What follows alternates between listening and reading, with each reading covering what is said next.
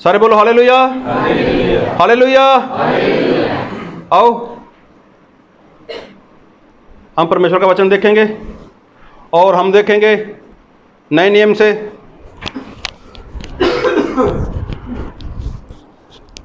प्रेरितों के काम, रसूलों के करतब, प्रेरितों का काम, उसका 5 अध्याय,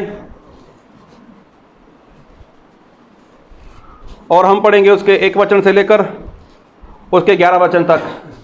हनन्याह नामक एक मनुष्य और उसकी पत्नी सफीरा ने कुछ भूमि बेची और उसके दार में से कुछ रख छोड़ा, और ये बात उसकी पत्नी भी जानती थी, और उसका एक भाग लाकर प्रेरितों के पाँव में आगे रख दिया। पतरस ने कहा, हे हनन्याह, शैतान तेरे मन में ये बात क्यों डाली कि तू पवित्र आत्मा से झूठ बोले और भूमि के दाम में से कुछ रख छोड़े? जब तक वे तेरे पास रही, क्या तेरी ना थी? और जब बिक गई, तो क्या तेरे वश में ना थी? तूने ये बात अपने मन में क्यों विचारी? तू मनुष्य से नहीं, परंतु परमेश्वर से झूठ बोला है। ये बात सुनते ही हनन्याह गिर पड़ा और प्राण छोड़ दिए, और सब सुनने वालों पर बड़ा भय छा गया। फिर जवानों ने उठकर उसकी अर्थी बनाई और बाहर ले जाकर गाड़ दिया। लगभग 3 घंटे के बाद उसकी पत्नी जो कुछ हुआ था ना जानकर भीतर आई। तब पतरस ने उससे कहा, मुझे बता, क्या तुमने वह भूमि इतने में ही बेची थी? उसने कहा, हाँ, इतने में ही। पतरस ने उससे कहा, ये बात है कि तुम दोनों ने प्रभु के आत्मा की परीक्षा के लिए एकत्र किया। देख, तेरे पति के घाटने वाले द्वार जी पर खड़े हैं और तुझे भी बाहर ले जाएंगे। तब वह तुरंत उनके पाँव में गिर पड़ी और प्राण छोड़ दिए, और जवानों ने भीतर जाकर उसे मरा पाया और बाहर ले जाकर उसके पति के पास गाड़ दिया। सारी कलीसिया पर इन बातों के सब सुनने वालों पर बड़ा भय छा गया। सारे बोलो हालेलुया, हालेलुया। ये परमेश्वर का वचन है, और परमेश्वर का वचन परमेश्वर के आत्मा के द्वारा लिखाया गया है। और प्रभु यीशु मसीह ने कहा, आकाश और पृथ्वी टल जाएंगे पर मेरे वचन कभी नहीं टलेंगे। सो वचन को बहुत ध्यान से सुनना और वचन को बहुत ध्यान से समझना भी है कि आज परमेश्वर आपसे, मुझसे, हम सभी से वो क्या कहना चाहते हैं। क्योंकि हमारे परमेश्वर वो सच्चे परमेश्वर हैं, वो जीवित परमेश्वर हैं, और वो सर्वशक्तिमान परमेश्वर हैं। और एक बार फिर बहुत जल्दी प्रभु यीशु मसीह अपने लोगों को लेने के लिए वो आ रहे हैं। इसलिए अपना पूरा ध्यान सिर्फ और सिर्फ वचन के रूप बना के रखना, ताकि जो आज है, आज परमेश्वर की आवाज़ वो मुझसे क्या बात करना चाहती है, और परमेश्वर आज मुझसे क्या कहना चाहते हैं। क्योंकि हम बाइबल में पढ़ते हैं कि परमेश्वर बहुत ही पवित्र हैं, और परमेश्वर इतने पवित्र हैं कि वो कभी भी किसी का भी पक्षपात नहीं करते। चाहे कोई पढ़ा लिखा हो, चाहे कोई अनपढ़ हो, चाहे कोई कमज़ोर है, चाहे कोई बलवान है, वो कैसा भी हो, लेकिन परमेश्वर कभी भी किसी के साथ वो पक्षपात नहीं करते। और ना ही परमेश्वर कभी किसी से वो रिश्वत लेते हैं, मतलब घूस लेते हैं। परमेश्वर ना तो किसी से रिश्वत लेते हैं, ना वो घूस लेते हैं, और ना ही किसी का वो पक्ष करते हैं। लेकिन परमेश्वर क्या करते हैं? वो न्याय करते हैं।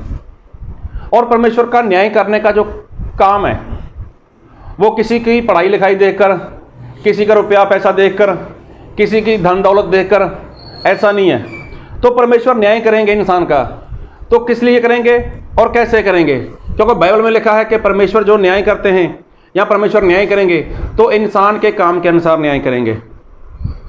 कोई भी इंसान हो, कैसा भी इंसान हो, तो परमेश्वर उसके कामों के अनुसार उसका न्याय करने वाले हैं। आज इंसान जो भी है, जैसा भी है, जैसा भी काम कर रहा है, तो उसका जो न्याय है वो न्याय परमेश्वर करेंगे। तो इसलिए बहुत ध्यान से परमेश्वर के वचन को सुनते जाना और समझते जाना, क्योंकि परमेश्वर वो बहुत ही दयालु परमेश्वर हैं। कई बार इंसान को ऐसा लगता है कि मैं तो ज़्यादा प्रार्थना करता हूँ, मैं तो ज़्यादा बाइबल पढ़ता हूँ, मैं तो परमेश्वर की आराधना करता हूँ, मैं तो उपवास करता हूँ, या फिर मैं तो अच्छी कमाई करता हूँ, परमेश्वर को मैं दशमांश देता हूँ, परमेश्वर के नाम पे मैं तो खर्च करता हूँ, तो हो सकता है परमेश्वर मुझे स्वर्ग में ले लें। तो ऐसा नहीं है। परमेश्वर कभी भी किसी के भी रुपए पैसे का लालच नहीं करते, क्योंकि सब कुछ देने वाले ही परमेश्वर हैं। आज आपके पास रुपया पैसा हो सकता है, अच्छा घर हो सकता है, अच्छी गाड़ी हो सकती है, अच्छी ज़मीन हो सकती है। तो अगर कोई इंसान ऐसा बोले परमेश्वर मैं अपने सब कुछ आपको देता हूँ और आप मुझे स्वर्ग में ले लो, तो परमेश्वर ऐसा कभी नहीं करेंगे। तो परमेश्वर क्या करेंगे? वो तो इंसान के काम के अनुसार ही न्याय करेंगे, और ना ही परमेश्वर किसी के बलि से, ना किसी होम बलि से परमेश्वर खुश नहीं होते। तो परमेश्वर क्या करते हैं? वो सिर्फ और सिर्फ इंसान को देखते हैं कि कौन इंसान कैसा है। तो बाइबल में ऐसा लिखा है, परमेश्वर की आज्ञा है कि जो इंसान है वो अपनी कमाई का 10वां हिस्सा, मतलब दशमांश कहाँ पर लेकर आए? मेरे भवन में लेकर आए। तो देखो, परमेश्वर ने ये आज्ञा दिया इंसान को कि जो इंसान को मैं समझ देता हूँ, जिस इंसान को मैं बुद्धि देता हूँ, जिस इंसान को मैं अपना ज्ञान देता हूँ, जिस इंसान को मैं तंदुरुस्ती देता हूँ, तो वो क्या करे? अपने हाथ की कमाई के साथ काम करे, और जो उसमें से उसको मिलता है उसका 10% क्या करे? वो मेरे पास लेकर आए। हालेलुया।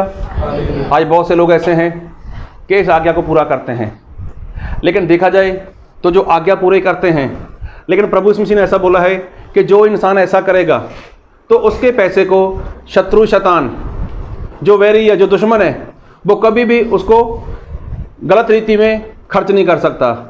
तो आज मैं एक बात पूछना चाहता हूँ, जितने भी लोग हैं जो इस वचन को पूरा करते हैं, अपने काम, अपना जो भी काम करते हैं, खुद का कारोबार हो सकता है, खुद की जॉब हो सकती है, या कोई वो धंधा कर रहे हों, लेकिन अगर यदि इंसान इस वचन को पूरा करता है तो क्या ऐसा बोल सकता है कि मेरा पैसा कभी भी व्यर्थ नहीं जाता, मेरा पैसा कभी भी शत्रु शैतान नहीं लूटता? लेकिन शत्रु शैतान तो देखते हैं कई लोगों के जीवन में, कई लोगों के घर में वो काम करता है। इंसान 10वां हिस्सा भी निकालता है, परमेश्वर के भवन में भी लेकर जाता है, परमेश्वर के सेवक को भी देता है, लेकिन फिर भी क्या होता है कि जो शैतान है, जो वैरी है, वो क्या करता है? इंसान का जो रुपया है, जो पैसा है, वो किसी बीमारी में, किसी लड़ाई झगड़े में, या कुछ उसको पैसे का कुछ गलत नुकसान हो जाता है। जबकि बाइबल में ऐसा लिखा है, एक वचन पढ़ो मेरे साथ, मलाकी उसका 3 अध्याय उसका 11 वचन।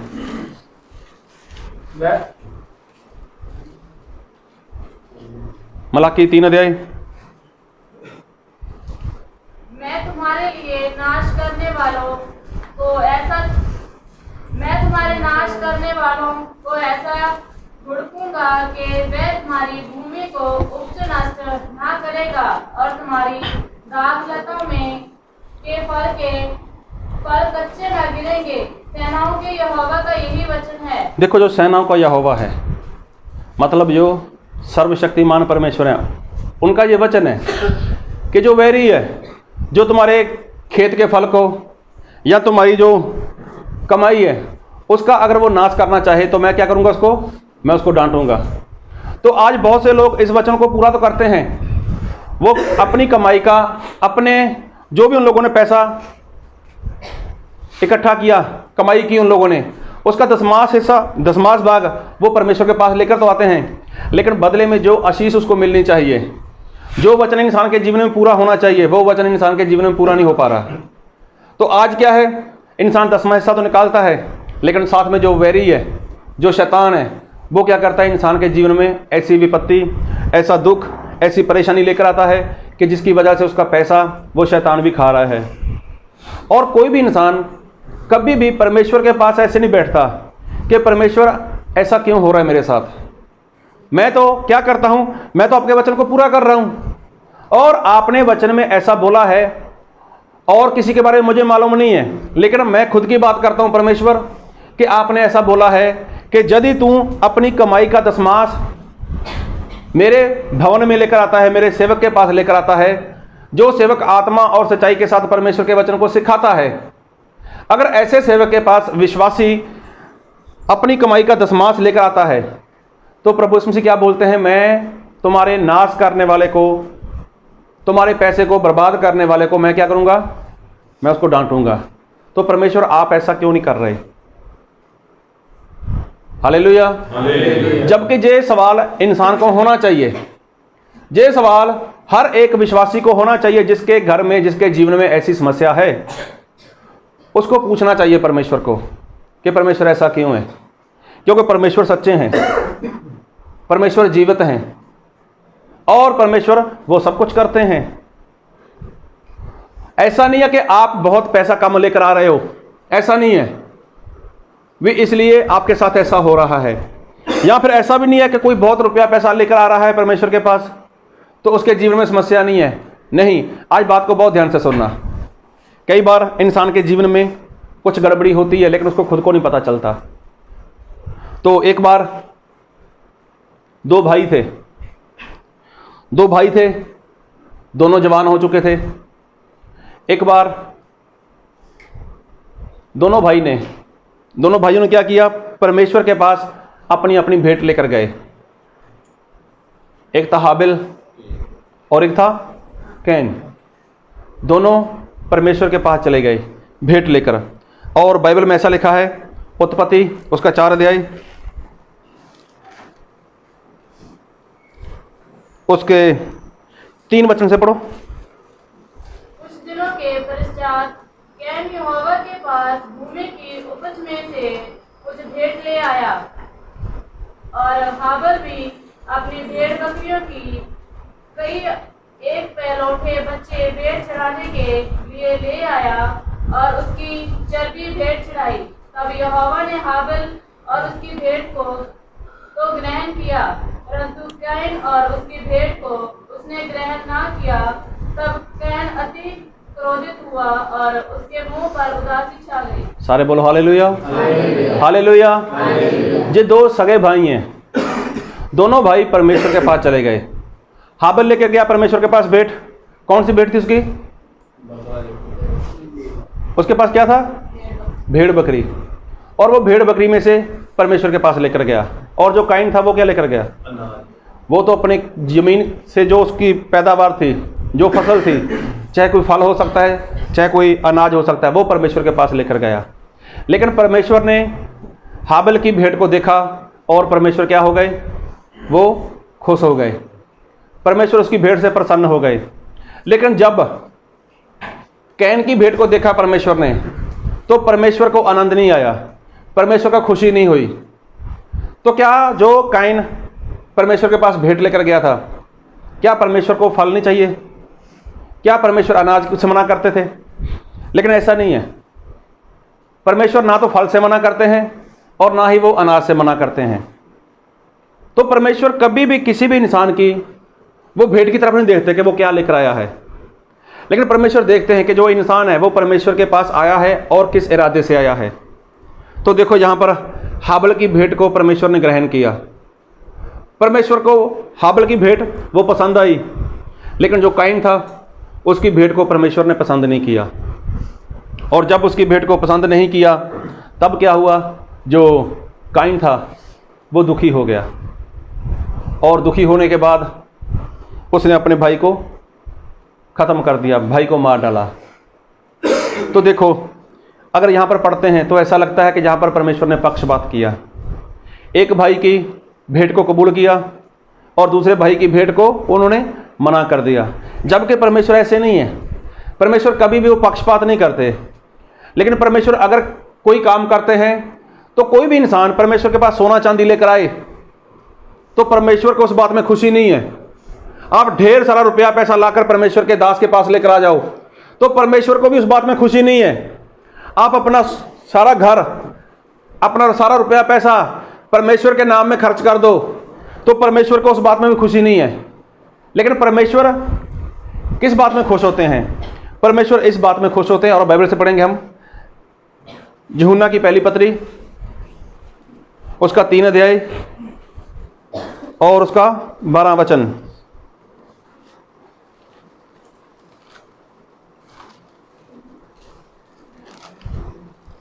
और कैन के समान ना बनो। देखो यहाँ पर लिखा है कि काइन के समान ना बनो, कैन की समानता में ना बनो। हाँ, जो दुष्ट से था और जिसने अपने भाई को घात किया। हाँ, और उसे किस कारण घात किया? इस कारण के उसके काम बुरे थे और उसके भाई के काम धर्म के थे। सारे बोलो हालेलुया। तो परमेश्वर ने कैन की भेंट अगर कबूल नहीं की, परमेश्वर को कैन की भेंट अगर पसंद नहीं आई, तो इसका कारण क्या था? कि जो कैन था उसके काम बुरे थे, उसका जो चाल चलन था वो परमेश्वर को पसंद नहीं था। भेंट में कोई खराबी नहीं थी। भेंट चाहे खेत की हो, चाहे अनाज की हो, चाहे किसी फल की हो, तो परमेश्वर को भेंट से लेना देना नहीं है। क्योंकि परमेश्वर ने बोला तू कोई भी काम करेगा मैं तुझे क्या दूंगा? आशीष दूंगा। मैं तेरे हाथ के सारे काम में आशीष देने वाला परमेश्वर हूं। तो परमेश्वर तो सामने से इंसान को बढ़ाते हैं। अगर जो इंसान खेती करता है, जो इंसान फ्रूट का काम करता है, तो परमेश्वर उसको भी आशीष देने वाले हैं। तो इसका मतलब भेंट में खराबी नहीं थी। जो भेंट थी उसमें गड़बड़ी नहीं थी, लेकिन गड़बड़ी किसमें थी? हालेलुया। गड़बड़ी कहां पर थी? जो इंसान भेंट लेकर आया था। तो परमेश्वर ने क्या देखा कि जो कैन है उसके काम क्या हैं? उसके काम बुरे हैं, और परमेश्वर को उसके काम ही पसंद नहीं थे। परमेश्वर को कैन के काम पसंद नहीं थे। जबकि लिखा है बाइबल में कि जो उसका भाई हाबिल है उसके काम क्या थे? उसके काम अच्छे थे, वो आज्ञाकारी करता था। हालेलुया। तो आज भी बहुत सारे ऐसे लोग हैं, आज भी बहुत सारे ऐसे विश्वासी हैं कि जो लोग क्या करते हैं? परमेश्वर के पास आते हैं, वो कैसा भी कारोबार करते हो, कुछ भी काम धंधा करते हो, कोई भी जॉब करते हो, अगर वो परमेश्वर के पास दशमांश लेकर आते हैं, गलत इरादे से लेकर आते हैं, गलत तरीके से लेकर आते हैं, गलत कमाई कर कर लेकर आते हैं, और बाद में वो परमेश्वर के पास रखें और परमेश्वर को बोल दें कि परमेश्वर जे मैं दशमांश लेकर आया, या मैं 12% या 15% या 20% लेकर आया, आप इसको ग्रहण करो, आप इसको कबूल करो, तो क्या परमेश्वर ऐसा करेंगे? तो परमेश्वर ऐसा नहीं करेंगे। हालेलुया। तो कैन का जो जीवन था, कैन का जो काम था, वो ही परमेश्वर को पसंद नहीं था। तो देखो, परमेश्वर को किसी भी रुपए पैसे की, किसी भी वस्तु की लालच नहीं है, लेकिन परमेश्वर क्या चाहते हैं कि जो इंसान है वो क्या करे? अपने काम को सही करे। उसके बाद वो इंसान चाहे थोड़ा ही, जितनी उसकी कमाई है उसका दशमांश परमेश्वर के पास लेकर आए, तो परमेश्वर इसको क्या करेंगे? उसको ग्रहण करेंगे, उसको कबूल करेंगे। हालेलुया। अभी जहां पर पता चलता है कि जो कैन है उसके काम अच्छे नहीं थे, इसलिए परमेश्वर ने उसकी भेंट को कबूल नहीं किया, और उसका भाई जो हाबिल है वो आज्ञाकारी करता था, तो परमेश्वर ने उसके भाई हाबिल की क्या किया? भेंट को कबूल कर लिया। हालेलुया। एक बार ऐसा हुआ, एक इंसान था, प्रभु यीशु मसीह ने बताया कि एक बार 2 इंसान थे और वो परमेश्वर के भवन में चले गए प्रार्थना करने के लिए। हालेलुया। और वहां पर क्या हुआ कि जो एक इंसान था, एक था, पढ़ो मेरे साथ वचन, लूका उसका 18 अध्याय,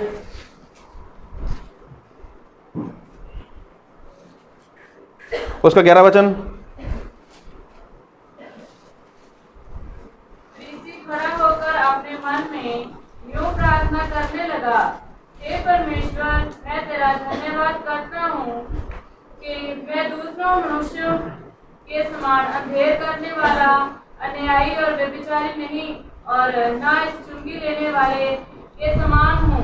हालेलुया। देखो यहाँ पर 2 इंसान चले गए प्रार्थना के लिए, और एक था फरीसी और दूसरा था चुंगी लेने वाला।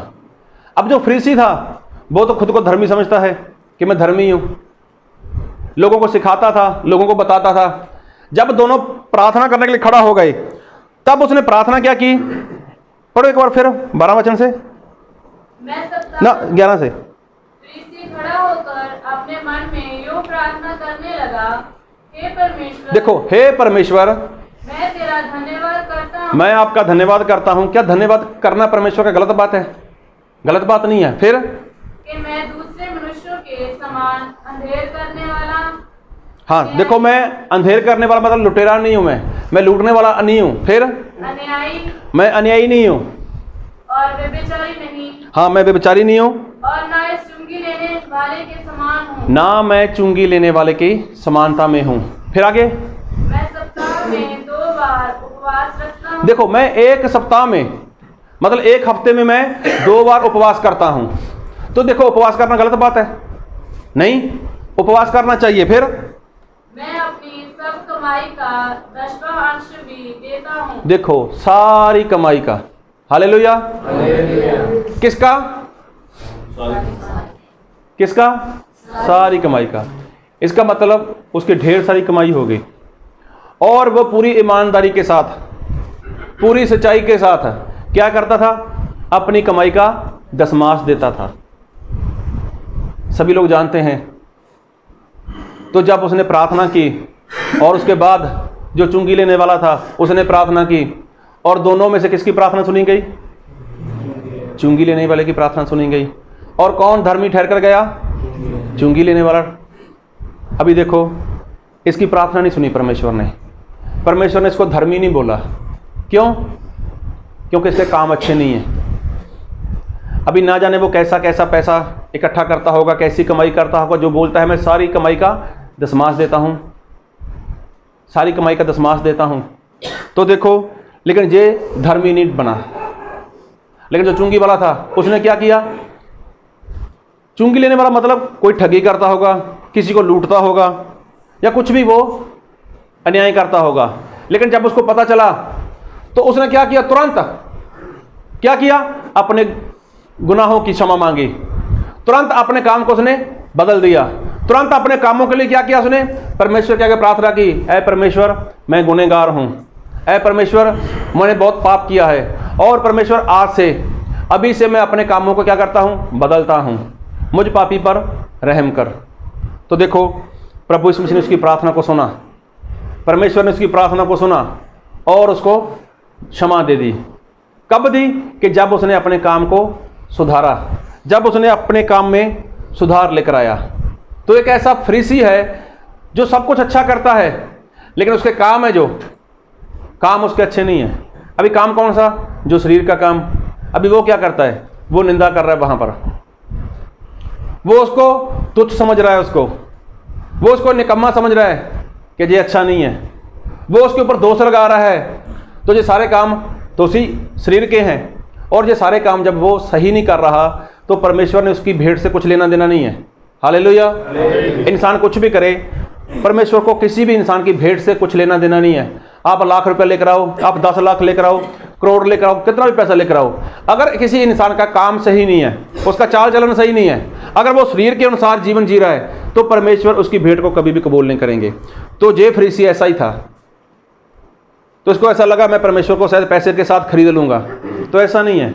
लेकिन देखो, उसकी निंदा भी कर रहा है, उसको तुच्छ समझ रहा है, उसके ऊपर दोष लगा रहा है, लेकिन खुद को क्या बोलता है कि मैं सारी कमाई का क्या देता हूँ? दशमांश देता हूँ। तो क्या इस बात से परमेश्वर खुश हो जाएंगे? तो इस बात से परमेश्वर खुश नहीं होंगे। और बाइबल में ऐसा लिखा है, हम वचन पढ़ेंगे, भजन संहिता, जबूर, भजन संहिता उसका 50 अध्याय, जबूर उसका 50 अध्याय, और उसका पढ़ो 17 वचन से।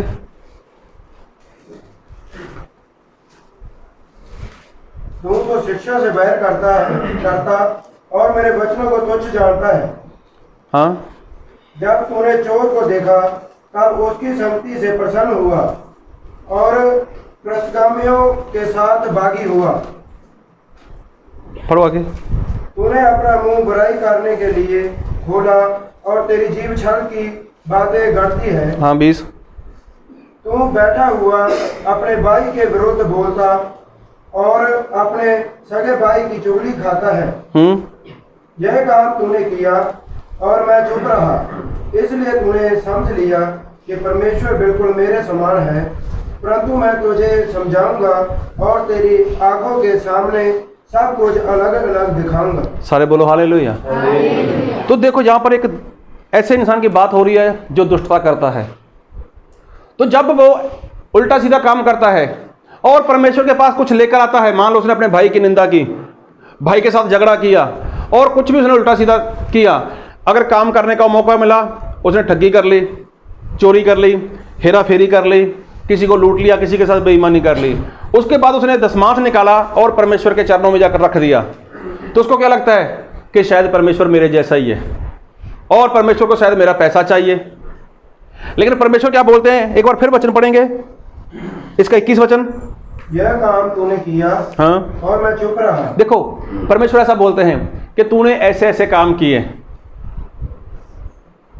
तूने चोर को देखा, चोर के साथ जा मिला, तूने अपने भाई की निंदा की, अपने भाई के खिलाफ चला गया, मैं चुप रहा, और भी तूने बहुत कुछ किया, लेकिन मैं चुप रहा। तो जब भी मैं चुप रहा, फिर इसलिए तूने समझ लिया, इसलिए तूने समझा कि परमेश्वर बिल्कुल मेरे समान है। परमेश्वर बिल्कुल मेरे समान है। हालेलुया। तो देखो परमेश्वर इंसान की समानता में नहीं है, लेकिन कुछ ऐसे लोग जो गलत रीति के साथ कारोबार करते हैं, गलत रीति के साथ अपना बिजनेस करते हैं, गलत रीति के साथ वो कुछ भी करते हैं, उसके बाद उनको लगता है चलो कोई बात नहीं, 2-5 हज़ार ज़्यादा खर्च कर देंगे परमेश्वर के काम में, 200-500 ज़्यादा दे देंगे परमेश्वर के नाम में, लेकिन ऐसा काम कर लेते हैं। तो जब ऐसा इंसान काम करता है, परमेश्वर के दास के पास वो कुछ लेकर आता है, तो परमेश्वर कुछ नहीं बोलते उसको। तो उसको क्या लगता है, शायद परमेश्वर इस बात में खुश है, परमेश्वर को शायद इस बात में खुशी है। तो प्रभु यीशु मसीह क्या बोलते हैं, मुझे इस बात में खुशी नहीं है। फिर आगे, परंतु मैं तुझे समझाऊंगा, मैं तुझे समझाऊंगा, मतलब मैं तुझे डांटूंगा, हाँ, और तेरी आंखों के सामने सब कुछ अलग अलग दिखाऊंगा। मैं तेरी आंखों के सामने वो सारे काम लेकर आऊंगा जो तूने किए। फिर आगे, हे परमेश्वर को भूलने वालों, यह बात बड़ी बात समझ लो, कहीं ऐसा ना हो कि मैं तुम्हें फाड़ डालूं और कोई छुड़ाने वाला ना हो। सारे बोलो हालेलुया, हालेलुया। क्या लिखा है बाइबल में, हे परमेश्वर को भूलने वालों। क्या लिखा है, हे परमेश्वर को भूलने वालों। फिर ये बात को भली भांति से समझ लो, इस बात को अच्छे से समझ लो, इस बात को अच्छे से जान लो। किस बात को, हाँ, अगर तुम ऐसा करते हो, अगर अपना तूने काम नहीं बदला, तो मैं क्या करूंगा, मैं तुम्हें फाड़ डालूंगा, मैं तुम्हें चीर डालूंगा, और तुम्हारा कोई बचाने वाला नहीं होगा और कोई छुड़ाने वाला नहीं होगा। तो देखो परमेश्वर ऐसा करेंगे, लेकिन अभी तक परमेश्वर चुप हैं। परमेश्वर चुप हैं तो इंसान को क्या लगता है, शायद परमेश्वर मेरे जैसे हैं, शायद परमेश्वर को मेरी भेंट चाहिए, शायद परमेश्वर को मेरा दशमांश चाहिए, शायद परमेश्वर को मैं जैसा भी काम कर रहा हूं, जैसे भी काम चला रहा हूं, शायद परमेश्वर इस बात में खुश हैं। तो सही में परमेश्वर बोलते मैं चुप हूं। यदि तुम अपने काम को नहीं बदलता, अपने काम में सुधार नहीं लेकर आता, अपने चाल चलन में सुधार नहीं लेकर आता, तो याद रख, मैं आऊंगा, मैं तुम्हें फाड़ डालूंगा, मैं तुम्हें चीर डालूंगा, और तुम्हें कोई छुड़ाने वाला नहीं होगा, तुम्हें कोई बचाने वाला नहीं होगा। हालेलुया। आज बहुत से विश्वासी लोगों के ऐसे हाल हैं, वो कमाई तो करते हैं, कई लोग तो बहुत ईमानदारी के साथ, बहुत सच्चाई के साथ वो परमेश्वर के पास अपनी कमाई का दशमांश भाग लेकर आते हैं, लेकर आना चाहिए, अच्छी बात है। लेकिन जिन घर में, जिन परिवार में ऐसी समस्या है, तो क्या उनको सवाल नहीं होता कि परमेश्वर ऐसा क्यों हो रहा है मेरे साथ? आपने तो बोला है कि जो वैरी है, जो तुम्हारा पैसा खाएगा, जो तुम्हारे पैसे में खराबी लेकर आएगा, मैं उसको डांटूंगा। तो क्या कभी खुद को सवाल नहीं होता ऐसा? जबकि ऐसा सवाल तो खुद को होना चाहिए। हालेलुया। इंसान को खुद को ऐसा सवाल होना चाहिए कि परमेश्वर ऐसा क्या है, क्यों ऐसा हो रहा है? तो परमेश्वर बताएंगे, तेरे काम में, तेरे कारोबार में, तेरे बिजनेस में, तेरी जॉब में यहां पर गड़बड़ी है, इसको सेट कर, तब जाकर मैं तुझे आशीष दूंगा, तब जाकर मेरा वचन तेरे जीवन में पूरा होगा। लेकिन आज इंसान काम तो करता है, उल्टा सीधा करता है, तो उसको इस बात में खुशी होती है, शायद परमेश्वर को मेरे पैसे में आनंद है, परमेश्वर को मेरे पैसे में कुछ दिखाई देता है, इसलिए वो मुझे इस बात में सहायता करते हैं। तो परमेश्वर पवित्र हैं, वो कभी भी आपके 2 नंबर के कारोबार में, 2 नंबर के काम में कभी भी आपको वो सहायता नहीं करने वाले। हालेलुया। इसलिए आप कोई भी काम करते हो, कैसा भी काम करते हो, सबसे पहले आप अपने काम के ऊपर ध्यान दो। अगर आपके जीवन में, अगर आपके घर में, अगर आपके परिवार में कुछ ऐसी परेशानियां हैं जिसकी वजह से आपका जो पैसा है वो बर्बाद हो रहा है, हालेलुया, इस बात को बहुत ध्यान से सुनो और बात को बहुत ध्यान से समझना। कई बार इंसान को लगता है, लेकिन कारण क्या है, वो अपना चाल चलन, वो अपने काम में सुधार नहीं लाना चाहता। एक बार ऐसा हुआ कि एक बहुत बड़ा राजा था, राजा नबूकदनेस्सर। तो वो पूरी दुनिया के ऊपर राज कर रहा था। तो वहाँ पर परमेश्वर के लोग भी थे। हम लोगों ने बहुत बार वचन को पढ़ा भी है, सुना भी है। तो एक बार उस राजा को एक सपना आया और सपने में उसने एक पेड़ देखा। तो पेड़ के बारे में आप लोगों ने बहुत बार सुना है, तो इसके ऊपर मैं ज़्यादा लंबा नहीं बोलने वाला। लेकिन जब उसको इस बात की समझ नहीं आई, तब उसने परमेश्वर के दास दानियल को बुलाया। तो दानियल उसके पास गया, तो दानियल ने उसको बताया कि राजा, ये जो पेड़ है ये बात कहना चाहता है। अगर आप जानना चाहो तो दानियल 4 अध्याय घर पे जाकर शांति के साथ इसको पढ़ना।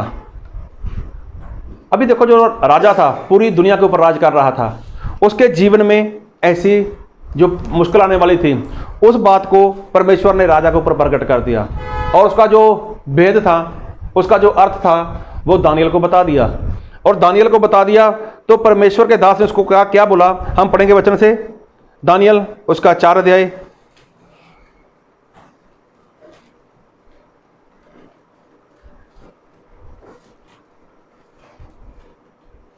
उसका 26 वचन पढ़ो।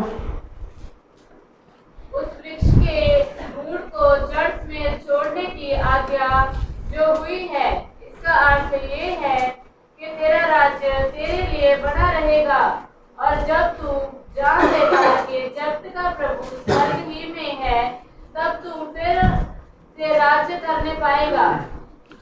सारे बोलो हालेलुया। तो यहाँ पर जो पेड़ है, पेड़ के बारे में बताया गया था कि पेड़ से काफ़ी कुछ परमेश्वर के दास ने बताया कि पेड़ जो है वो आपको बताता है आपका राज ऐसा होगा। तो आपका जो राजा, आपका जो जीवन है, आप कैसे हो जाओगे, आप पागलों के समान हो जाओगे, पशु की समानता में हो जाओगे, आप घास खाया करोगे पशु की समानता में। लेकिन एक समय ऐसा आएगा कि आपके अंदर फिर इंसान वाली समझ आ जाएगी। तो फिर उसके बाद क्या लिखा बाइबल में, 27 वचन, इस कारण हे राजा मेरी ये सम्मति स्वीकार कर कि यदि तू पाप छोड़कर धर्म करने लगे और अधर्म छोड़कर दीनहीनों पर दया करने लगे, तो संभव है कि ऐसा करने से तेरा चैन बना रहे। सारे बोलो हालेलुया। अभी देखो, परमेश्वर के दास ने इसको बोला, दानियल ने बोला, हे राजा, तू क्या कर, अधर्म के काम छोड़ दे, पाप छोड़ दे। तो क्या कर, क्या कर, इस कारण हे राजा मेरी ये सम्मति स्वीकार कर कि यदि तू पाप छोड़कर धर्म करने लगे, आज्ञाकारी करना शुरू करे, मतलब पाप वाले काम छोड़कर आज्ञाकारी का जीवन जीना शुरू करे, हाँ, और अधर्म छोड़कर दीनहीनों पर दया करने लगे, तो संभव है कि ऐसा करने से तेरा चैन बना रहे। हाँ, ऐसा करने से तेरा चैन, तेरी शांति वो बनी रहेगी। लेकिन क्या करना होगा, अपने काम तुझे बंद करने होंगे, अपने जीवन में, अपने चाल चलन में क्या करना होगा, सुधार लाना होगा। तो ये बात परमेश्वर के दास ने उसको बताई और राजा बहुत खुश हो गया, बोले बहुत बढ़िया है, बहुत बढ़िया बताया आपने। वो खुश हो गया, लेकिन खुश होने से क्या हुआ, कुछ भी तो नहीं। लेकिन उसने अपने काम में सुधार नहीं लेकर आया। ठीक 12 महीने बाद, 1 साल के बाद, वो एक बार अपने जो उसका घर था, जो उसका महल था, उसकी छत के ऊपर वो ऐसे घूम रहा है। तभी उसने क्या बोला कि ये सब कुछ मेरे बल से, मेरी शक्ति से हुआ है। तो देखो उसके अंदर क्या था, घमंड था उसके अंदर। और तभी परमेश्वर ने बोला कि तेरा राजभाग अभी तेरे से छीन लिया गया है, तुझे पशु वाला जो जीवन है वो 7 साल के लिए जीना होगा। तो देखो क्या फ़ायदा हुआ, जब वो सब कुछ जान चुका था, लेकिन उसका जो जीवन था, उसका जो काम था, उसका जो चाल चलन था, उसने वो सुधारा ही नहीं, उसमें फ़र्क नहीं लेकर आया। और देखो उसकी जो समझ थी इंसानों वाली, उसकी समझ चली गई। अभी वो क्या बन गया, वो पशु की समानता में आ गया, बड़े बड़े बाल।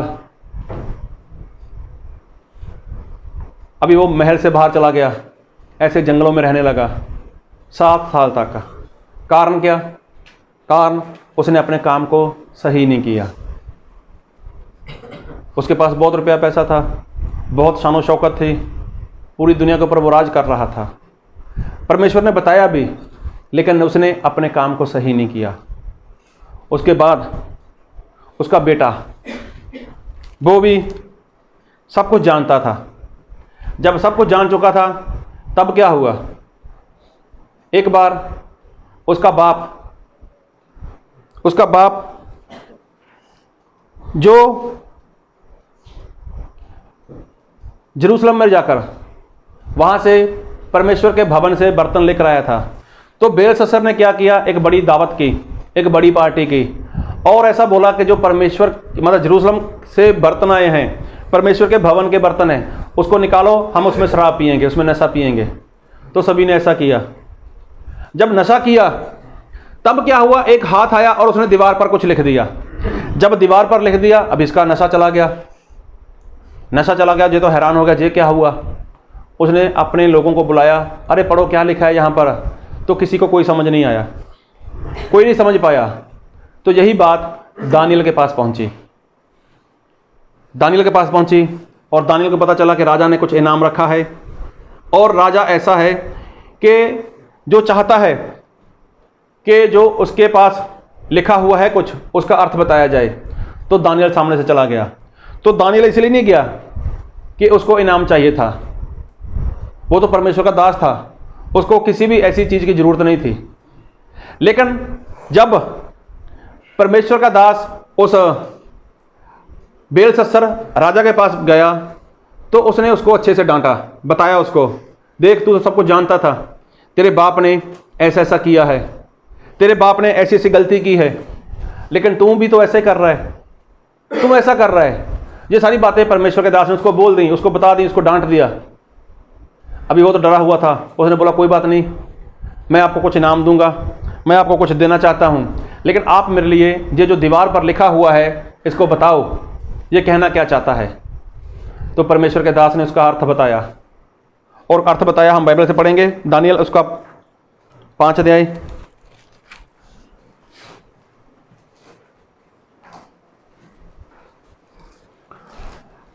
तो दानियल जब अर्थ बता दिया उसका, तो हम पढ़ेंगे बाइबल से दानियल 5 अध्याय उसका 29 वचन। तब बेलशस्सर ने आज्ञा दी और दानियल को बैंगनी रंग का वस्त्र और उसके गले में सोने का कंठमाला पहनाई गई, और ढिंढोरियों ने उसके विषय में पुकारा कि राज्य में तीसरा दानियल की प्रभुता करेगा। हालेलुया। एक बार फिर प्रभु ऊंची आवाज में। तब बेलशस्सर ने आज्ञा दी। देखो जो बेलशस्सर है, जो राजा है, जब उसको उसके जो दीवार पर लिखा था उसका अर्थ मिल गया, अभी उसने आज्ञा दी। क्या आज्ञा दी? और दानियल को बैंगनी रंग का वस्त्र और उसके गले में सोने का कंठमाला पहनाई। देखो क्या करो, अभी जो दानियल है इसको क्या करो, बैंगनी कलर का कुर्ता दे दो, और उसके गले में क्या दे दो, सोने की कंठमाला। फिर और ढिंढोरियों ने उसके विषय में पुकारा कि राज्य में तीसरा दानियल ही प्रभुता करेगा। देखो तीसरा जो पद है, जो तीसरे नंबर का पद है, वो दानियल का रहेगा पूरे राज्य में। तो दिया क्या उसको? एक तो बैंगनी कलर का, बैंगनी रंग का क्या दे दिया, कुर्ता दे दिया। दूसरा गले में पहनने के लिए सोने की कंठमाला। और क्या दिया? पूरे राज्य में तीसरे नंबर का जो स्थान है किसका होगा? दानियल का होगा। तो देखो इतना सब कुछ तो मिल गया उसको, लेकिन उसके आगे चलकर क्या हुआ? फिर उसी रात कसदियों का राजा बेलशस्सर मार डाला गया। देखो उसी रात, मतलब आज दिन में ये बात हो गई या दोपहर में बात हो गई, या सुबह बात हो गई, या शाम को बात हो गई। उस रात को परमेश्वर के दास को दानियल को सब कुछ दे दिया, कपड़े दे दिए, सोने की कंठमाला दे दी, और क्या दिया, और दे दिया उसको तीसरे दर्जे का, जो उसका तीसरा पद था, उसको सम्मान दे दिया। लेकिन फ़ायदा क्या हुआ? उसी रात जो बेलशस्सर था वो मारा गया। तो कोई फ़ायदा हुआ उसको? फ़ायदा नहीं हुआ। कारण उसने अपने काम को सुधारा ही नहीं, उसने अपनी गलती की क्षमा ही नहीं मांगी, उसने अपने गुनाहों की क्षमा ही नहीं मांगी। उसको क्या लगा, कोई बात नहीं, परमेश्वर का दास है, इसका मान सम्मान कर देता हूँ, तो शायद परमेश्वर मुझ पर कृपा कर दें, शायद परमेश्वर मुझ पर रहम कर दें। तो देखो, आप किसी भी परमेश्वर के दास को कुछ दे दो, अगर आपके काम सही नहीं है, अगर आपका चाल चलन सही नहीं है, तो हो सकता है परमेश्वर के दास का अच्छा हो जाए, उसका अच्छे से गुजारा हो सकता है, लेकिन बात तो सामने वाले की है। देखो, दानियल को तो मिल गया, सोने की कंठमाला मिल गई, जामनी कलर का उसको कपड़ा मिल गया, कुर्ता मिल गया, फिर उसको तीसरा स्थान मिल गया पूरे राज्य में, उसका तो फायदा हो गया। मतलब परमेश्वर के दास का तो फायदा होता ही होता है जब कोई इंसान उसको दे देता है। लेकिन जो इंसान खुद अपना चाल चलन सही नहीं करेगा, जो इंसान खुद अपने काम को सही नहीं करेगा, तो नुकसान तो उसका होगा ना। तो जब उसने दानियल को आज पूरे दिन में सामान दे दिया, उसको सब कुछ दे दिया, मान सम्मान कर दिया उसका, लेकिन देखो उसके बाद क्या हुआ, उसी रात बेलशस्सर मारा गया। कारण क्या? उसके काम सही नहीं थे। तो आज ज़्यादातर इंसान को ऐसा ही लगता है कि परमेश्वर को शायद मेरे पैसे की ज़रूरत है, परमेश्वर को शायद मेरे दशमांश की ज़रूरत है, परमेश्वर को शायद मेरी बलि की ज़रूरत है, परमेश्वर को शायद मेरी भेंट की ज़रूरत है। नहीं, परमेश्वर को आपकी किसी भी वस्तु की ज़रूरत नहीं है। परमेश्वर तो ये चाहते हैं कि इंसान है वो क्या करे, अपने काम को सही करे, अपने काम को, अपनी चाल चलन को वो सही करे, ये परमेश्वर चाहते हैं। लेकिन देखो, जो नबूकदनेस्सर था उसके अंदर घमंड था, उसने घमंड नहीं छोड़ा। परमेश्वर के दास ने उसको बताया भी, उसको सलाह भी दी, संपत्ति भी दी, बताया कि ऐसा ऐसा कर, लेकिन उसने करना ही नहीं चाहा। पूरा 1 साल निकल गया, तो क्या फ़ायदा हुआ उसको? कोई फ़ायदा हुआ? कोई फ़ायदा नहीं।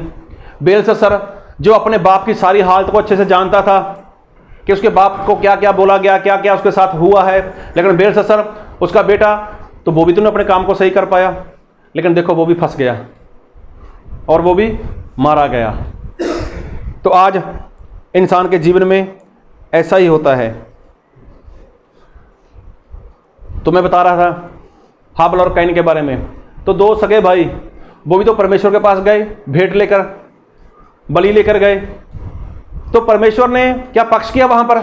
नहीं। जो आज्ञाकारी करता है, जो परमेश्वर की बात को सुनता है, बात को मानता है, परमेश्वर उसको भी कबूल करते हैं, उसको भी पसंद करते हैं, उसकी भेंट को भी पसंद करते हैं। लेकिन कैन, उसके काम अच्छे नहीं थे। ना तो परमेश्वर ने कैन को पसंद किया और ना उसकी भेंट को पसंद किया। आज आप परमेश्वर के पास जाते हो तो कैसे जाते हो? क्या लेकर जाते हो? क्या परमेश्वर को आपकी भेंट पसंद आती है? क्या परमेश्वर को आप पसंद हो? क्या परमेश्वर को आपके काम पसंद हैं? क्या परमेश्वर को आपका चाल चलन पसंद है? अगर आप उल्टा सीधा काम कर कर परमेश्वर को पसंद होना चाहते हो या परमेश्वर को खुश करना चाहते हो उल्टा सीधा काम कर कर, और परमेश्वर चुप रहते हैं, तो आपको ऐसा लगता है कि शायद परमेश्वर मेरे जैसे हैं। तो परमेश्वर बोलते मैं आपके जैसा नहीं हूं। मैं तो चुप हूं इस बात में कि आज आप अपने आप को बदल लो, आज आप अपने में सुधार लेकर आओ।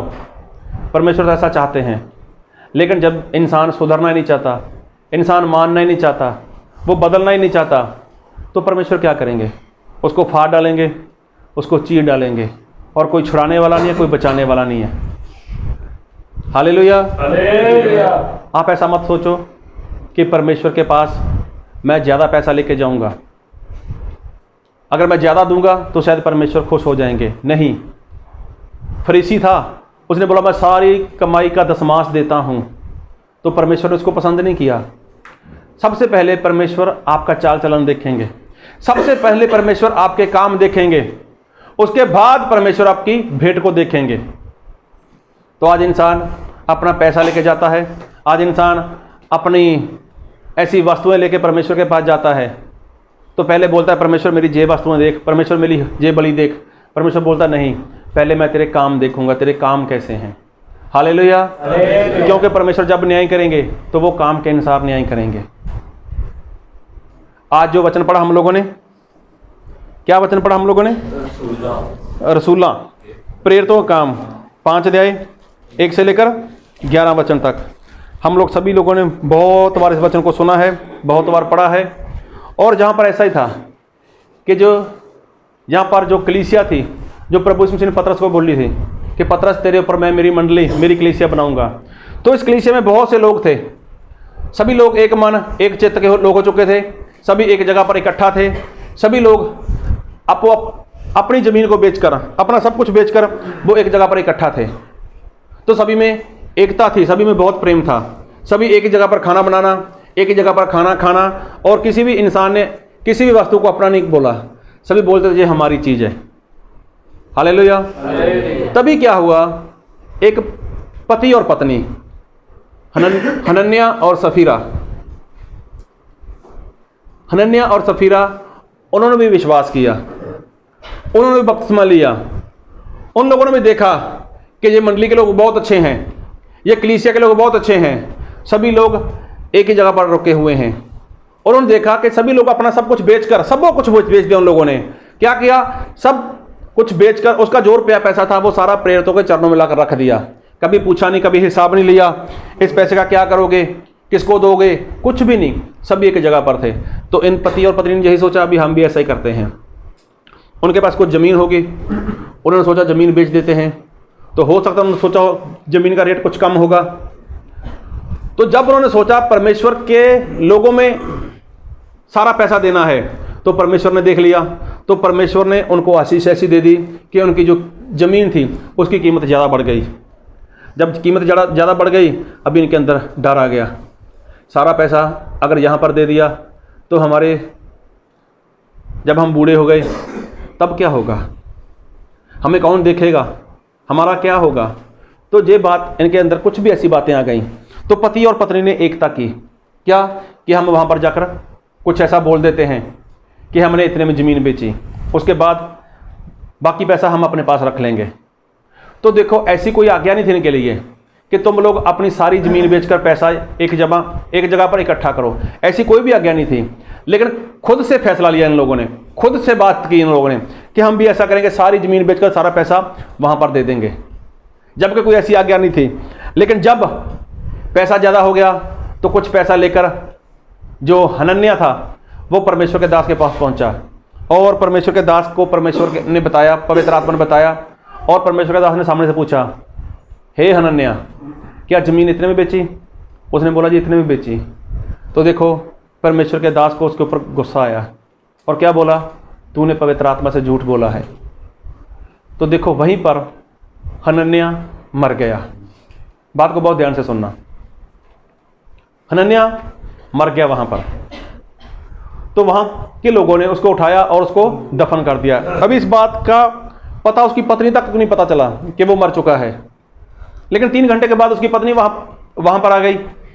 तो पतरस ने उसको पूछा, सफीरा, क्या ज़मीन इतने में बेची? अभी दोनों में एकता था, दोनों एक मन के थे। उसने बोला हाँ इतने में बेची। तब परमेश्वर के दास ने बोला, तुम लोगों ने क्यों एकता की है कि परमेश्वर के आत्मा के साथ, परमेश्वर के साथ झूठ बोलो? देखो, तुम्हारा पति मर चुका है और उसको दफन करने वाले के पाँव अभी भी दहलीज के पास हैं। ये बात सुनकर सफीरा वहीं मर गई। उसको भी उठाया, उसको भी दफन कर दिया। अभी देखो, पैसा तो ये भी लेकर आए थे। इन्होंने सोचा क्या था कि हम सारा पैसा कहाँ पर देंगे? परमेश्वर के लोगों में बांटेंगे। लेकिन काम कैसा हो गया? एक तो लालच आ गया अंदर, एक तो झूठ आ गया अंदर, एक होशियारी चालाकी अंदर आ गई। तो देखो, परमेश्वर को पैसे से लेना देना नहीं है। अगर ये कम पैसा भी लेकर आते, अगर पहले से बोल देते मान लो अगर 2 लाख की ज़मीन बेची है, अगर ये बोलते हैं हम 50,000 देना चाहते हैं, 1.5 लाख हम अपने पास रखना चाहते हैं, तो क्या परमेश्वर मना कर देते? परमेश्वर मना करने वाले नहीं थे, लेकिन इन लोगों ने क्या किया? अपने काम को सेट नहीं किया। लालच आ गया अंदर, झूठ आ गया अंदर, और होशियारी और चालाकी जिसको बोलते हैं वो अंदर आ गई। अभी देखो दोनों के दोनों नाश हो गए। तो क्या कोई फायदा हुआ? कोई फायदा नहीं हुआ। कहने का मतलब कि परमेश्वर किसी का भी रुपया पैसा नहीं देखते, परमेश्वर किसी का कारोबार नहीं देखते, परमेश्वर देखते हैं इंसान का काम। क्या उसका काम ईमानदारी वाला है? क्या काम उसका सच्चाई वाला है? क्या उसका चाल से चलन वो परमेश्वर को पसंद है? तो अगर ये बातें इंसान के जीवन में नहीं हैं तो परमेश्वर ऐसा बोलते हैं कि मैं तेरे जैसा नहीं हूँ।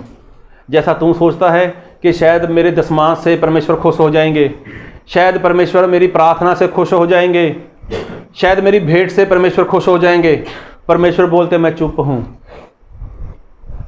मेरा समय आएगा, मेरा वक्त आएगा और मैं तुझे फाड़ डालूंगा, मैं तुझे चीर डालूंगा और तुझे कोई छुड़ाने वाला, कोई बचाने वाला भी नहीं होगा। लेकिन तू क्या सोचता है कि मैं तेरे जैसा हूं? मैं तेरे जैसा नहीं हूं, मैं तेरे जैसा बिल्कुल भी नहीं हूं। लेकिन इंसान ऐसा सोचता है कि शायद परमेश्वर को मेरे दशमांश की जरूरत है। तो देखो जहां पर हनन्याह और सफीरा आए थे, बहुत सही इरादे से आए थे, विश्वास किया था, बपतिस्मा लिया था, पवित्र आत्मा को भी पाया इन लोगों ने, लेकिन देखो काम नहीं सुधार पाए। लालच, झूठ, होशियारी, चालाकी जीवन में आ गई और काम की वजह से ये लोग नाश हो गए। तो किस काम का इनका पैसा? तो आज अगर आपके कुछ हालात ऐसे हैं, अगर आपके घर की परिस्थिति कुछ ऐसी है, तो आज आप अपने जीवन के ऊपर ध्यान दो कि आपके साथ ऐसा क्यों हो रहा है? क्यों आपका पैसा शत्रु शैतान खाए जा रहा है? क्या आपके जीवन में कोई गड़बड़ी है? क्या आपके परिवार में कोई गड़बड़ी है? क्या आपके चाल चलन में कोई गड़बड़ी है? अगर कुछ ऐसा दिखाई देता है, आपका काम वो ईमानदारी वाला नहीं है, आप गड़बड़ी कर रहे हो, आप झूठ बोलते हो, कारोबार में झूठ बोलते हो, बेईमानी कर जाते हो, उसके बाद आपके जीवन में समस्या आती है, तो कुछ मत करो, सिर्फ अपने काम को सुधार लो। आप थोड़ा लेकर आओ परमेश्वर के पास, तो परमेश्वर मना नहीं करने वाले आपको कि थोड़ा क्यों लेकर आए हो। अगर आप बेईमानी कर कर, चोरी कर कर, किसी को लूट कर, किसी का हक मार कर परमेश्वर के पास बहुत लेकर आना चाहो, तो परमेश्वर को यह बात कभी पसंद नहीं आएगी। इसलिए परमेश्वर के पास आओ, चाहे थोड़ा लेकर आओ, लेकिन अपना चाल चलन सही करके आओ। परमेश्वर के पास आओ, अपने काम को सुधार कर आओ, ताकि परमेश्वर से आप आशीष प्राप्त कर सको। हालेलुया। आओ सभी हम अपनी आंखें बंद करें, अपने सर को झुकाएं,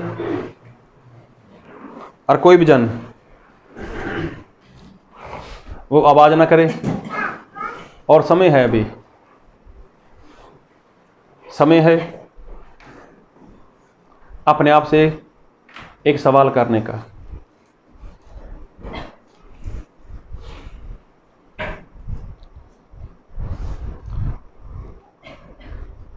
अगर आपके घर में आपका पैसा वो शैतान खा रहा है और आपने परमेश्वर के साथ कोई वाचा बांध रखी है, आपने परमेश्वर को कुछ बोला हुआ है और आपके कामकाज में आशीष नहीं है, आपके घर में वो शांति नहीं है, अगर आपको याद आ रहा है कि मैंने परमेश्वर के साथ ये वाचा बांधी है, मैंने ये परमेश्वर के साथ वादा किया है, अगर उस वादे को आप पूरा नहीं कर पाए, तो हो सकता है आपके घर के हालात,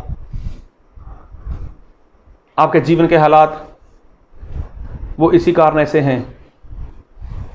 अगर आपकी कोई जॉब है, आप नौकरी करते हो, आपका कारोबार है, कोई बिजनेस करते हो, अगर उसमें भी आप कोई गड़बड़ी कर रहे हो, आपसे चोरी हो जाती है, आपसे झूठ बोला जाता है,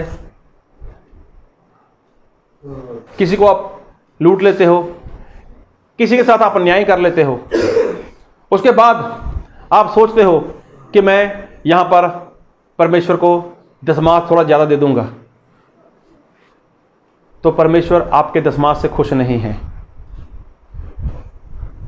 लेकिन परमेश्वर चाहते हैं कि तुम लोग अपने काम को सुधार लाओ।